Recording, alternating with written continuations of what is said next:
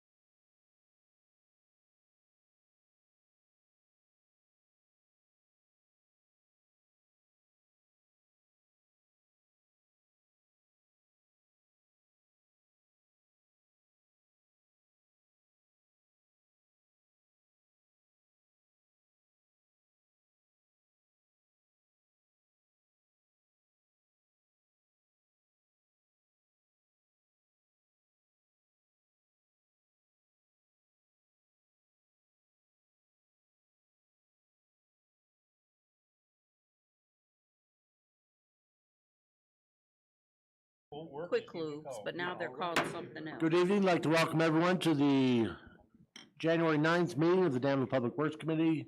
Roll call, please, to establish quorum. Alderman Bob Iverson. Here. Mike O'Kane. Here. Jim Pichard. Here. Carolyn Wands. Heidi Wilson. Present. Ed Butler. Here. Chairman Mike Poor. Present. 7 present. 7 present. Wonderful. All right, item number 2 is approval of the minutes. These will be from the December 12th, 2023 meeting. If there are no corrections, need a motion to approve those, please. So moved. Second. All those in favor? Aye. Opposed? Okay, moving on to item number 3, the approval of the agenda. If there's no corrections, need a motion to approve, please. So moved. Second. All those in favor? Aye. Opposed? Thank you very much. Item number 4, audience comments. Alderman York, did you want to speak? Alderman, you can, You can come up, sit next to me here. I have an extra chair. He's in the very Okay. You don't want to sit next to me? Item number 5, chairman's comments. Just everyone, it looks like winter may be heading our way, so dress warm, make sure your antifreeze is good in your vehicles, and they're filled up. Okay, moving on to item number 6, approval of the payrolls. These would be the payrolls from January 5th, 2024. Need a motion and a second, please. So moved. Second. Questions on the payrolls? Okay, seeing none, roll call, please. Vice Chairman Iverson. Yes. Alderman O'Kane. Yes. Pichard. Yes. Wands. Yes. Wilson. Yes. Butler. Yes. Poor. Yes. 7 yes. 7 yes, thank you. Item number 7, the approval of the vouchers payable. These will be for the January 9th, 2024 run. Need a motion and a second, please. So moved. Second. Okay, questions?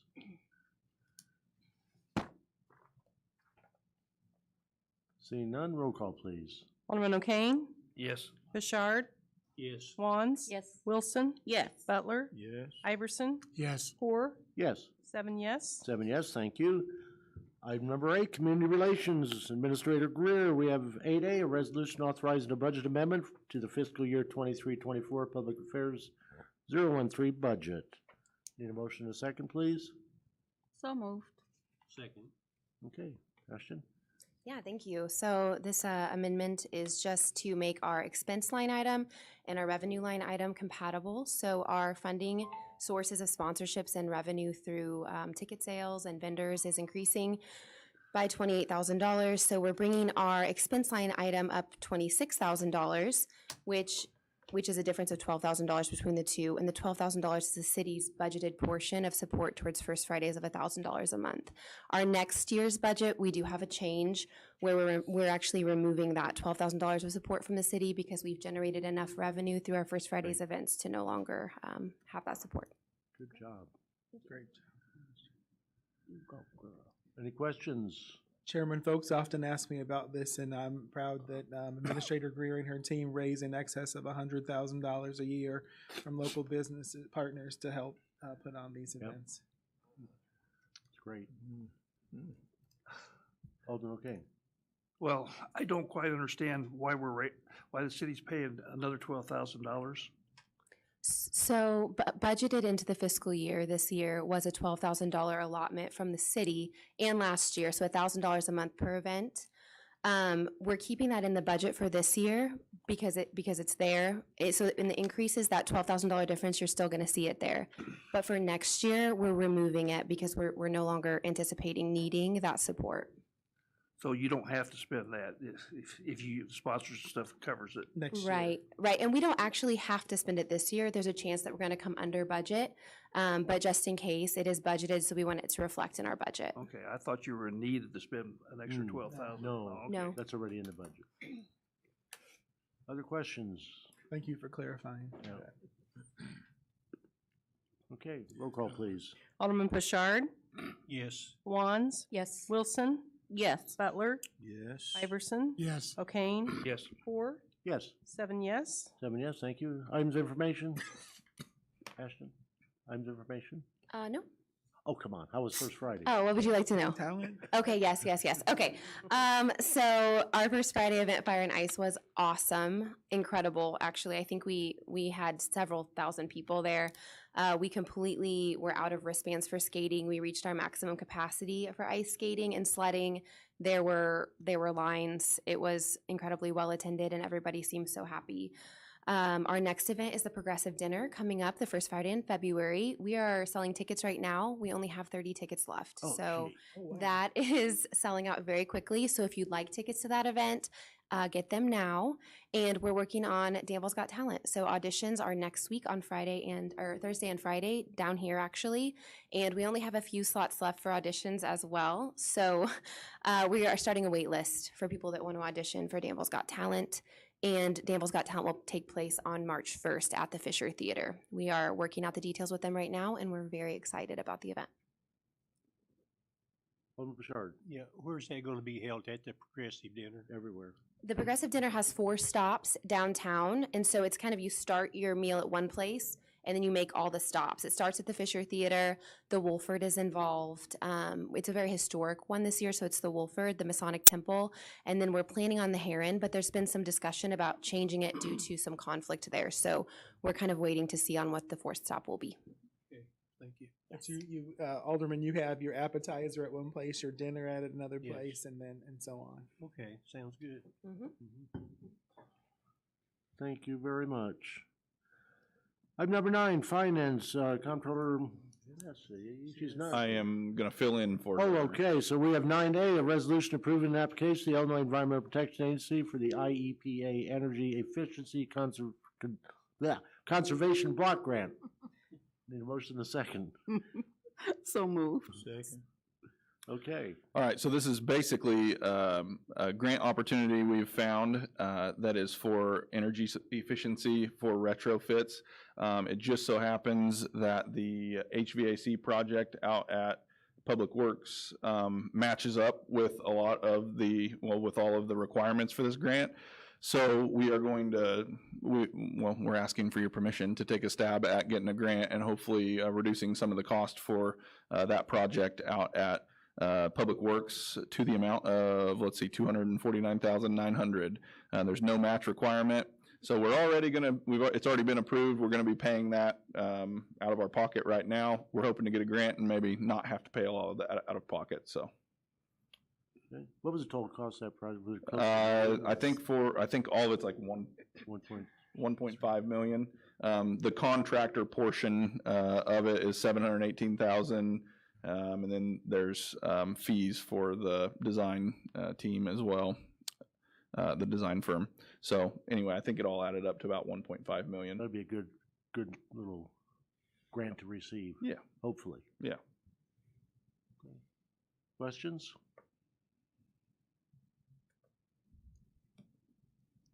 Roll call, please.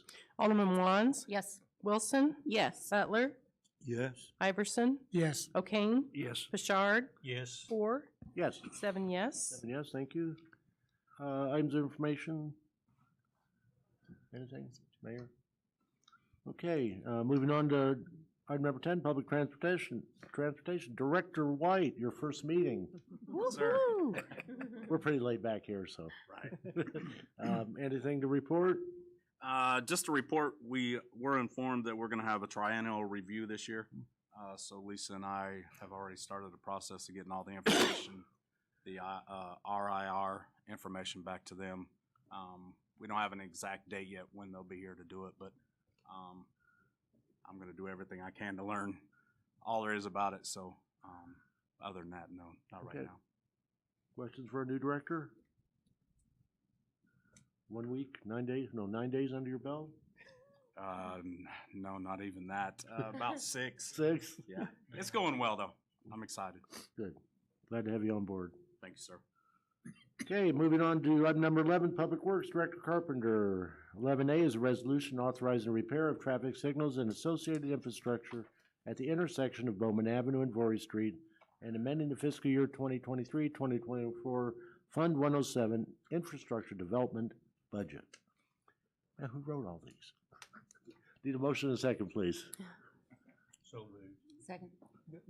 Neither the alderman nor the public can ever say that they are fully informed, Chairman. That's We wanna right. Make sure of that. Okay, questions? Now that I read the whole thing, just in introducing it. Okay, It's amazing that it costs that much. I know. mean, it's, unbelievable. I know you gotta do the ADA, and, yeah. Yeah, I happened to look as I drove by there today, and I went, oh, so that's the missing light. Yes. So are you gonna have to, it's on a little island of stuff. Are you gonna have to replace that island? Is that why it's? Yeah, so this is a very expensive one because if you want to know what a can of worms looks like when you take the lid off, that's this project. The pole that was damaged, it was hit enough that it can't be repaired. So we have to do a new mast arm. We don't have appropriate right-of-way to place a new one in a position that will allow us to meet current ADA standards. So when we do this upgrade, we have to meet ADA standards. So additionally, the site that's there is a gas station site with a leaking underground storage tank history, so we can't utilize that right away. We don't have the most cooperative property owner to assist with that either. So we, anyway, we have to relocate in a certain way, rebuild basically all the curb along the corner, the entrances, the sidewalks, all of this stuff, and there's no good place to stop. So that's where hitting a signal post to come to current code becomes a $250,000 project. So. And the insurance company only pay that amount? So they because haven't that's the agreed damage to they're this, gonna- let's say, at this point. So we have broken this down into what we believe, is appropriate for them to pay, based on that being replacement of the signal equipment there at that corner and the work in the immediate vicinity that we would have to touch by code. And then, but there is no, because of the way everything else is built, there's all this other stuff to get it to appropriate code that, is an extra $129,000 or $130,000 of city funds to get this done. So this corner actually was something that we were planning to do down the future, just not in this exact fashion. So if we would have had it, probably approached it a little bit differently, but this is the cards we're dealt. So it'll be a good result when it's done. So hopefully their insurance will pay half of it. That's the hope. I expect they will fight back on that a little bit, but Kathy's good at what she does, so I think she's gonna fight back too. Yeah, that's a question. Over to Kane.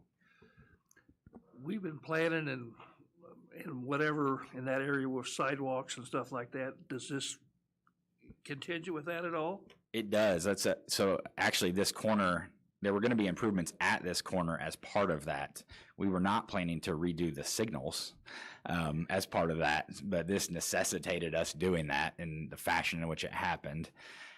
So I engaged the same firm that's working with us on that project and said, hey, I need you to expedite a design here and, get this all done to meet current standards. So it's all coordinated. Currently? Yes. So we won't have to do as much work in this area. They'll be a little bit beyond the limits to the east, but this whole corner should be taken care of. Well, what kind of work there are you talking about? I mean, those two gas stations there. Right. So it's the southeast corner. That gas station is where this is located.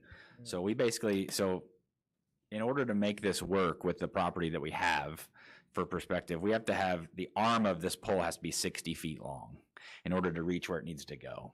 And in order to support that, we have a 42-inch diameter shaft that goes down 21 feet deep in the ground to keep it from, I'm not the structural guy. This is what they tell me. That's what the standards say. So that's part of the work. All of the curb basically along that gas station has to be removed because we have to remove it all through their driveways to meet ADA standards, to redo the curve. We've got to do new curb ramps. We've got to do new sidewalk in that section. So all of that becomes part of this work. So essentially that gas station property, we're pretty much touching everything in the right of way in front of it.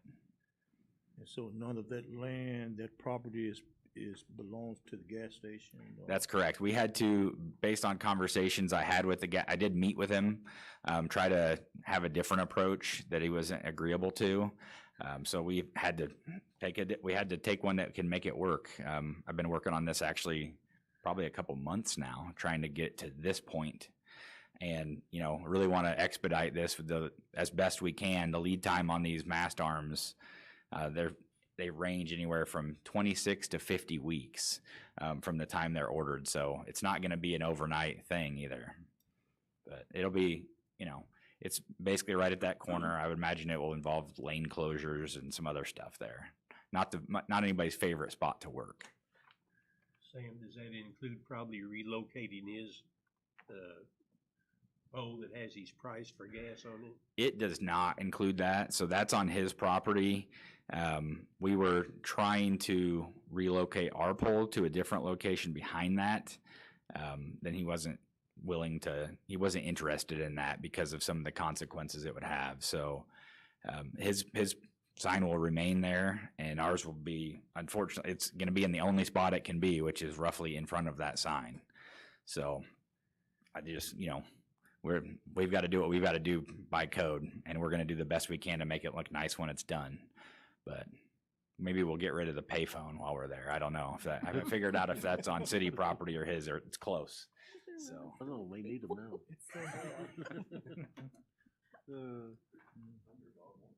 Yeah. Underdog. I don't think it's hooked up. If anybody's talking into it, I don't think it's going anywhere. Anyone else? And there is no booth either, so it does not affect Superman. I confirm that. Okay. All right, roll call, please.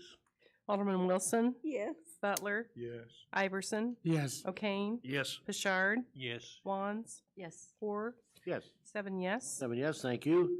11B is a resolution approving an easement for an electric facilities installation. Need a motion and a second? So moved. Second. Okay, this is just a small easement we are granting to Ameren for them to place basically underground power in at the west side of Harrison Park to serve 2 or 3 parking lot lights that are there at the trailhead for the biking and hiking trails that are being developed out there. So this has been in the works for a while, and this is just the formal document that goes with what we're trying to accomplish there.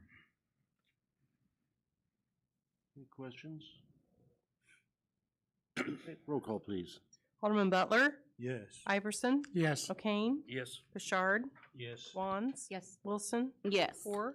Yes. 7 yes. 7 yes, thank you.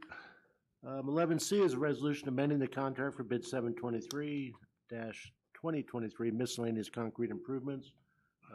There is a new form of that in your Dropbox, just a couple of errors, typing errors. If you can get in your Dropbox. Yeah, I can't either. Can't get into it. Oh. Anyway, I need a motion and a second to put that on the table. So moved. Second. Okay. All right, well, I had a nice little summary typed up by Marlis for me to tell you exactly what all this cost went to, and I left it on my desk before I came here today. But ultimately, I guess the good news, this is an overage in contract. The good news is it's an overage because we added work, not because like stuff just cost more to do the same thing. So as we were doing the project, we have to add a little bit of sidewalk here to integrate things right. We run into issues with driveway. I'm trying to remember the specifics. There have been several instances where, like, if we get a report of a trip and fall during the year on sidewalk, we would just add it to the list because we do not want to be dealing with the litigation related to us not responding to those. So we try to be as responsive as we can there. Really, that's items like that are the reason for this increase. So honestly, I can't recall the exact locations, but that's the gist of what we end up doing. Yeah, I couldn't get in my Dropbox. I mean, where's this located at? I mean, it went from $407,000 to $461,000. Yeah, that's so we got a little bit over a 10% increase, in the contract price, which we've found is somewhat typical of this style of project, where we are doing little pieces of work all over the city. So it's really hard to like go into one area and the scope's going to be exactly what we thought it was going to be, because we get into additional things are broken, or we find stuff underneath, or like I said, we add areas, we get into a spot and we find, oh, you know what, we really just need to do this other one while we're here as well. So it is what I would consider, it's more of an increase than what we have on most of our projects, but it's fairly modest in the grand scheme of percentage of contract price. And like I said, that's, and we at least got more for our money. So we're fixing broken sidewalks with it that need to be fixed, I guess, is the good news. And we actually have a similar project. This is a project we're trying to do one of these every year. We just put another one out to bid. So I won't tell you the estimate, but it's bigger than what this one is. So it's nice to be able to see us put a significant amount of money. I mean, I did the math on it one time and it was like, we need $1.5 million for sidewalks a year. We're making a big dent in some of the hazardous areas and the areas that need fixed up. So. Good. Alderman Kane? Do we ever put contingencies in bidding so that you've got some leeway and then you don't have to come back to us? So there are times where we do that. There are times where there are some ways that I've found to do that. We will put especially on a sewer lining project, we run into there's so many unknowns on sewer projects. So we do that. The challenge that we deal with is that the way the ordinance reads right now by purchasing policy, it's 10% or 20,000, whichever is less. Well, if I've got a $2 million project, 20,000 is 1% of the project.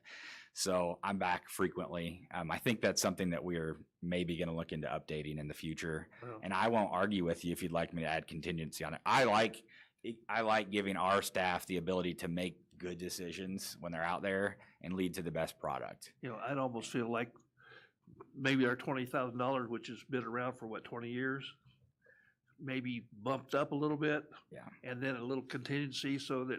Right. You don't feel so bad coming back to us asking for stuff that you're not supposed to ask for. And I don't feel bad. I mean, I just, don't feel bad for me. I mean, it is what it is. We've noticed it doesn't bother you at all. I mean, my first stint at the city, I'd have been like, they're gonna kill me. But I don't want you getting into a forever habit. Yeah, we do our best. And like I said, I don't come back on we had one that I think we were like $100,000 under this year. I don't get to come back with like whistles and horns and tell you how good that one went. So anyway, I think that's a point well taken. And I think there's a way that we can consider adding just a dollar contingency amount to these. Well, I know in building trades, that's pretty normal. Common, yeah. A lot of times, and to be honest, that actually works. I believe that works well with the contractors because it promotes a relationship of fairness, in the contract where they know that if we run into an issue, we're going to deal with it and be fair to them. And we have the resources to just make that decision and go. If you can do it timely, you can usually get a better price than having to bid. And ultimately, I mean, we do it. We make the decision timely. We're just back here months later after we've actually spent the money and made the decision, asking for your blessing, as you know. So. And a copy of that resolution was emailed by Rachel yesterday with the amended resolution. I got it on my regular email, but I just. Yeah, so the only difference was I misspelled the name. All weekend. Yeah, I misspelled Owens. Had to write letters, wrong order. And then the increase was I fat fingered a 2 instead of a 3. So it was 52,000 and change, or 53,000 and change, not 52,000 and change of an increase. So. Chairman, I'm just proud for those of you who have been with us for a while. You'll recall, our citizens begging us for this, and particularly Alderman Tom Stone was a huge advocate for sidewalks and stuff. And so when we were able to do that in the Midtown area and help our high school students and our middle school students have easier access to home, and the fact that we're doing this and it's a program every year, I think that says we've made some progress. So I appreciate you guys. Yeah, and we're gaining. So this year's the one that we're putting out to bid now, we're actually doing sidewalk work in preparation for some of the pavement maintenance work we're doing next year. So these steps that we've been taking over a couple of years, we're starting to figure it out. So eventually this may look pretty good, but we're getting there, and I'm proud of our team for getting this to all work together. Yep, great job. Anyone else? The Holiday Hills Bowman Avenue sidewalk additions, is that a 2024, 25? So from, would that be Crestview to the south to Bowman and then over? So we will be reapplying for a grant this year. We did not get selected twice, and we missed it by, 3 places. we missed it by like 2 points, and then last time we missed it by 1 or 2 or 3 project selections was it, super close. So I'm talking. Time is a charm. Yeah, so anyway, we are more prepared than we were before, and that would be extend the shared use path down to Voorhees, extend sidewalk down Voorhees where it doesn't exist, all the way from basically Bowman to Michigan Avenue, so that people are able to go all the way to all those major employers and everything we have out there by bike or by foot, you know, or whatever. That's those neighborhoods that goes through. I don't remember the exact numbers, but 25 to 35% of the population or the households do not have a single vehicle out in those neighborhoods. So this type of amenity is critical to their, not just recreation, but their way of life.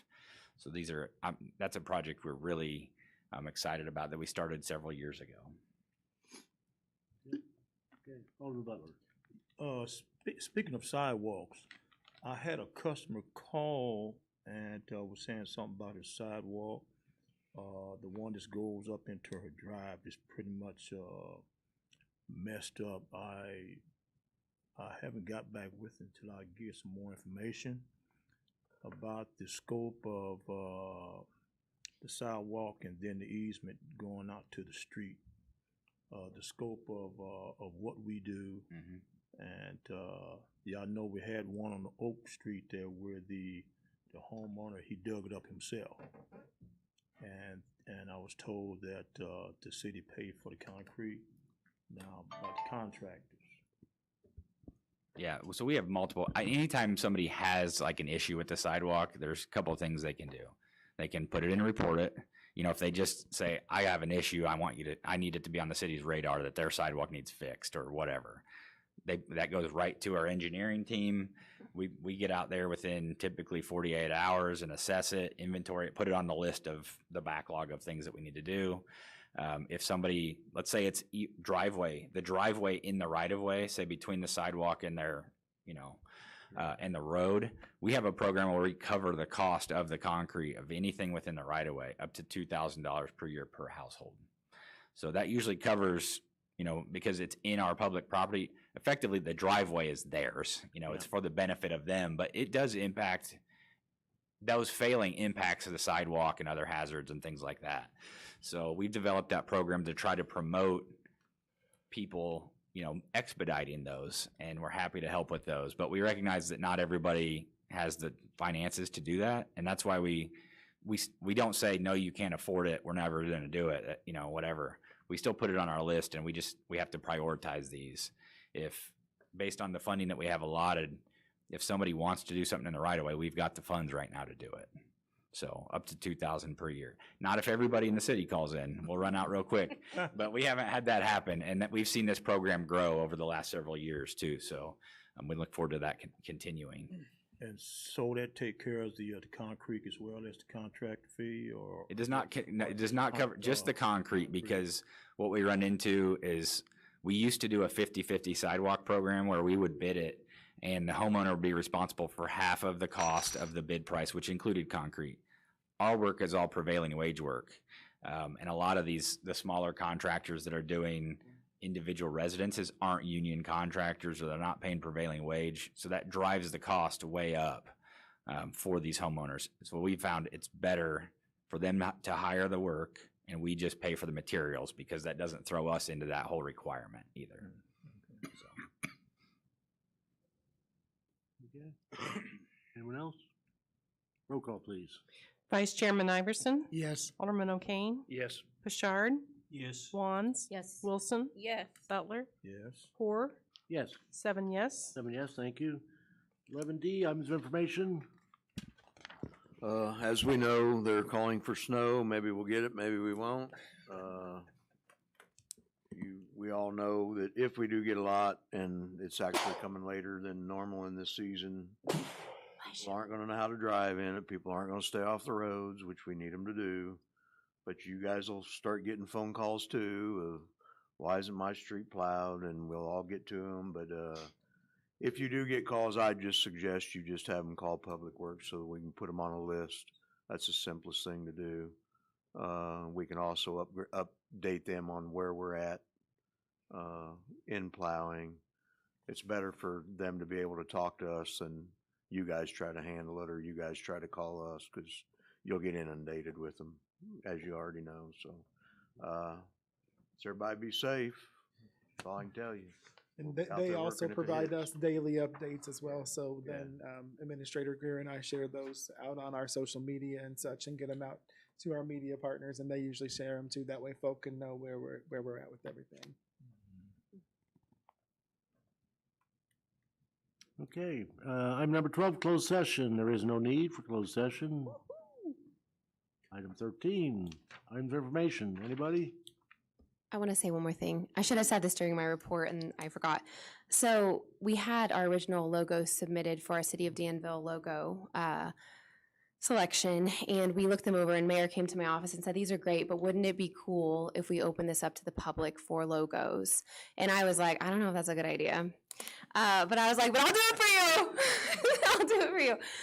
But to my surprise, we ended up with over 30 artists submitting logos. So we narrowed it down to 50 logos, and they're being released tomorrow for vote. So you'll be seeing that online survey come to you.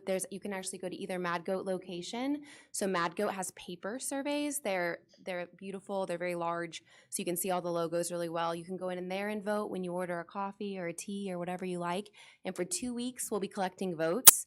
The top 5 logos will come back to city leadership, and we'll choose our final logo from the top 5. So 50 logos will be available for you to check out tomorrow. Wow. They're pretty cool. We got some really neat ones. Yeah, I saw them. They're amazing. And a lot of talent in there. And I don't know how the heck we're going to pick them.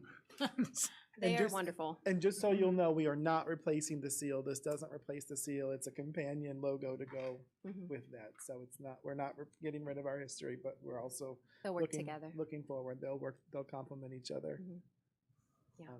I have one item of information that's good news because it's all in the area we talked about with the lights and stuff. So I had a meeting today, and Pastor Miller informed me that Heavenly Square Grocery should be having a soft opening on February 16th. Oh, wow. So let's just pray. They finally got all of their software for their cash registers worked out. So let's just pray that things go smooth, that they should start having deliveries at the end of this month, and then have a soft opening. The soft opening will be, they will invite a small group of people to come in, go through, buy things so they can work out the kinks, and then hopefully a full opening later in February or early March. So Good. I'm really excited about that. That's been a long time coming, and we've helped them with TIF grants to get the store open. There's a grocery desert in that area, so I know the folks in Holiday Hills and the Northeast neighborhood and all around are very excited about this. So hopefully, Lord willing, next month we'll have another good quality grocery store in Danville. Anyone else? One other comment, if it's not too late. Last year, Carl, did we finish with a surplus of salt? We had a little bit, but with what we were required to get this year, if we don't use some pretty soon, we're not gonna have anywhere to put what we have to take later on, so. Good, actually. You guys have volunteered to let us use your garages, we'll be happy. Yeah, we got a full dome, and I mean, when I say full, it's full, so we're good for whatever comes, trust me, so. Yeah, I noticed on the IML, where they were showing the salt usage for, from 2019 to 2023, we've been using half as much as what we did in 2019, so apparently the weather's getting better for our area, and the usage of salt's not required as much as we used to have it. Yeah, and there's other methods of, everybody's using brine now as well, and that helps, so, yeah. Remember, it's cyclical. 10 years from now, we'll be under a, what do they call that? A glacier probably, so. A 78, 79 winter. There you go. Some of us remember that. I was almost born on the side of Route 1 because of that blizzard. So. Yep. Yeah, 10 years from now, Carl will be sitting at home retired, laughing as the snow comes down. Heck, I'll throw snowballs at the trucks when Yeah. All righty. Yes. Okay, having satisfied the agenda, everybody stay safe. Need a motion for adjournment. So moved. Second. All those in favor? Aye. Opposed? We are adjourned. Hey, Carl.